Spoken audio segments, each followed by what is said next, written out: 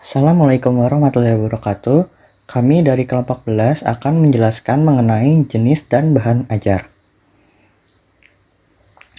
Jenis bahan ajar menurut Heinitz dibagi menjadi 5, yaitu yang pertama, bahan ajar yang tidak diproyeksikan seperti foto, diagram, display, model. Yang kedua, bahan ajar yang diproyeksikan seperti slide, film strips, overhead, transparencies, proyeksi komputer. Yang ketiga, bahan ajar audio seperti kaset dan compact disc. Yang keempat, bahan ajar video seperti video dan film.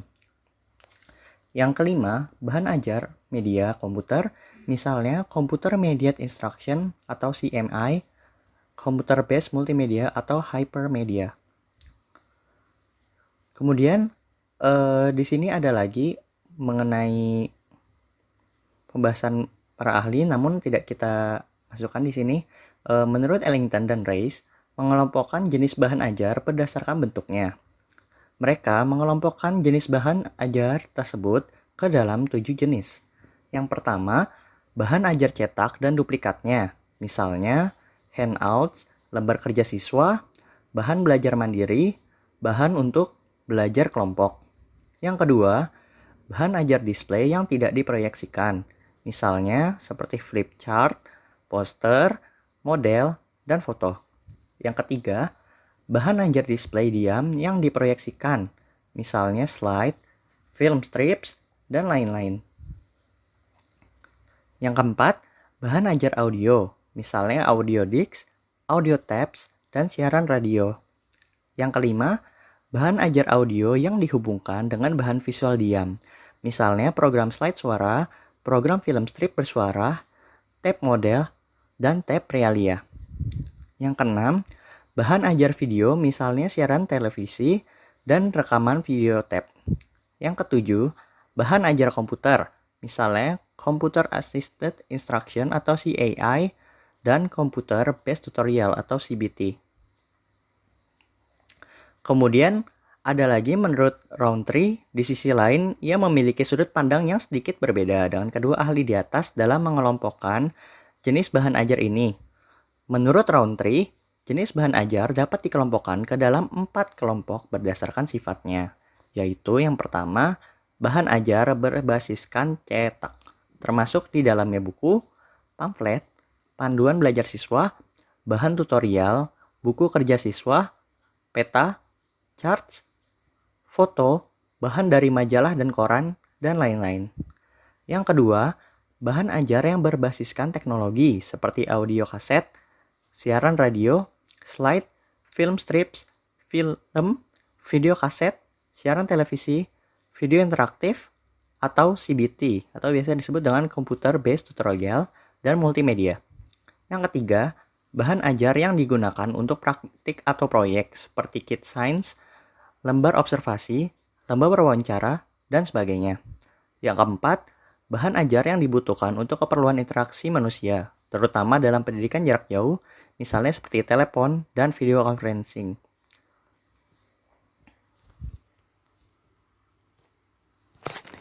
Baik, selanjutnya adalah peran bahan ajar. Yang pertama bagi guru.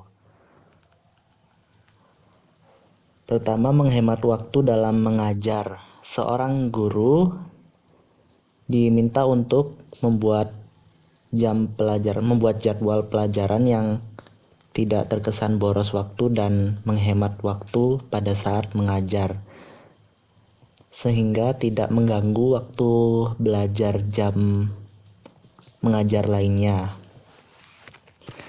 Kedua adalah mengubah peran guru dari seorang pengajar menjadi fasilisator, yang artinya bahwa seorang guru atau seorang pendidik diminta untuk memberikan fasilitas untuk siswa agar tidak dianggap hanya sebagai guru saja.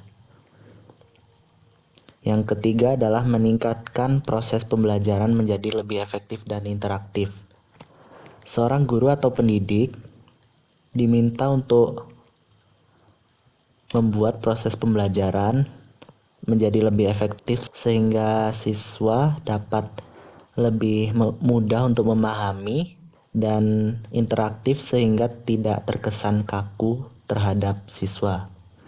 Selanjutnya adalah peran bahan ajar bagi siswa. Yang pertama, siswa dapat belajar tanpa harus adanya guru atau teman siswa yang lain. Atau dalam kata lain, siswa dituntut untuk belajar mandiri tanpa harus ada bantuan dari guru atau teman lainnya. Yang kedua adalah siswa dapat belajar kapan saja dan di mana saja. Jadi siswa tidak hanya belajar di sekolah, siswa bisa juga belajar di rumah atau di tempat umum lainnya. Kemudian yang ketiga, siswa dapat belajar sesuai dengan kecepatan sendiri. Yang keempat, siswa dapat belajar menurut urutan yang dipilihnya sendiri. Yang kelima, membantu potensi siswa menjadi pelajar yang mandiri. Kemudian, peran bahan ajar dalam pembelajaran. Nomor 1, pembelajaran klasikal. Pembelajaran klasikal adalah pola pembelajaran di mana dalam waktu yang sama kegiatan dilakukan oleh seluruh anak dalam satu kelas. Menurut Ellington dan Rees, 1997, manfaat proses pembelajaran klasikal yakni yang pertama yaitu sebagai bahan ajar dapat dijadikan sebagai bahan yang tak terpisahkan dari buku utama. Dalam hal ini, bahan ajar dapat berbentuk seperti A. Petunjuk tentang cara mempelajari materi yang akan dibahas dalam buku utama. Kemudian B. Bimbingan atau arahan dari guru kepada siswa untuk mencatat penjelasan lebih terperinci dari materi yang dibahas dalam buku utama. Kemudian C. Petunjuk tentang cara mengerjakan tugas dan pekerjaan rumah. D. Gambar-gambar atau ilustrasi yang merupakan penjelasan lebih terperinci dari penjelasan materi yang dilakukan secara deskriptif dalam buku utama. Kemudian E. Buku kerja siswa.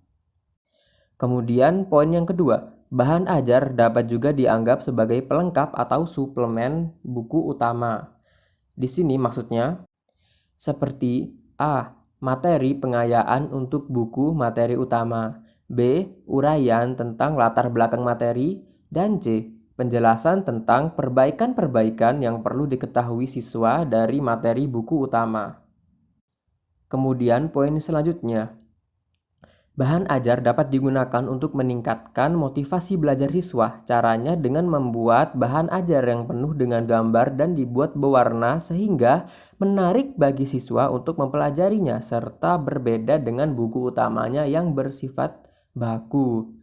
Kemudian poin selanjutnya, bahan ajar dapat dijadikan sebagai bahan yang mengandung penjelasan tentang bagaimana mencari penerapan, hubungan, serta keterkaitan antara satu topik dengan topik yang lainnya. Kemudian, peran bahan ajar dalam pembelajaran. Yang nomor 2, yaitu pembelajaran individual.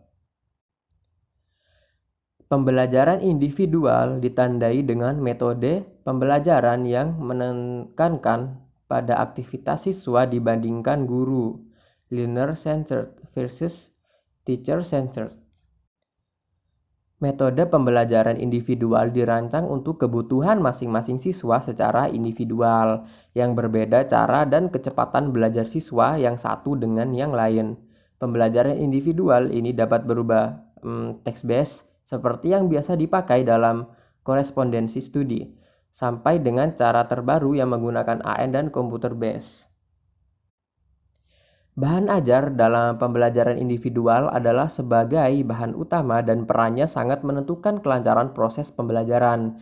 Hal ini disebabkan bahan ajar individual atau mandiri selain memuat informasi tentang hal-hal yang harus dipelajari siswa, tetapi juga disesuaikan sedemikian rupa sehingga mampu mengontrol kegiatan belajar siswa. Oleh sebab itu, bahan ajar untuk pembelajaran individual ini harus dirancang dan dikembangkan dengan sangat hati-hati dibanding dengan bahan ajar yang berperan sebagai penunjang saja. Dalam pembelajaran individual, bahan ajar berperan sebagai nomor 1, media utama dalam proses pembelajaran. Misalnya, bahan ajar cetak atau bahan ajar cetak yang dilengkapi dengan program audio visual atau komputer. Yang nomor 2, alat yang digunakan untuk menyusun dan mengawasi proses siswa memperoleh informasi. Dan yang ketiga, penunjang media pembelajaran individual lainnya, misalnya siaran radio, siaran televisi, dan teleconferencing. Selanjutnya adalah pembelajaran kelompok. Metode pembelajaran kelompok didasarkan pada humanistik psikologi yang menekankan pada cara orang berinteraksi dalam kelompok kecil dengan menggunakan pendekatan dinamika kelompok. Ketika metode ini digunakan dalam suatu situasi pembelajaran, pada umumnya metode ini tidak membutuhkan perangkat keras yang dirancang khusus. Dan dalam beberapa hal di sini peran guru dalam pembelajaran kelompok adalah sebagai pengelola proses pembelajaran dan fasilitator. Adapun peran bahan ajar lebih bersifat sebagai bahan yang terintegrasi dengan proses belajar kelompok dengan cara memberikan informasi tentang latar belakang materi, informasi tentang peran-peran orang yang terlibat dalam belajar kelompok, serta petunjuk tentang proses pembelajaran kelompok itu sendiri. Di samping itu, bahan ajar juga digunakan sebagai bahan pendukung bahan belajar utama, serta dirancang sedemikian rupa sehingga mampu meningkatkan motivasi belajar siswa. Sekian presentasi dari kami, semoga apa yang kami sampaikan bermanfaat bagi teman-teman.